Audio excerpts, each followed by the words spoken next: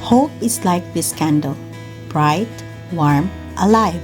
But life hits us, disappointment, betrayal, loss, and suddenly our light is gone.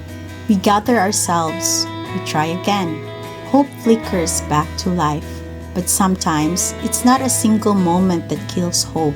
It's the slow pressure, responsibilities, expectations, stress, family challenges, bills. Like this jar, it suffocates us and our hope loses oxygen.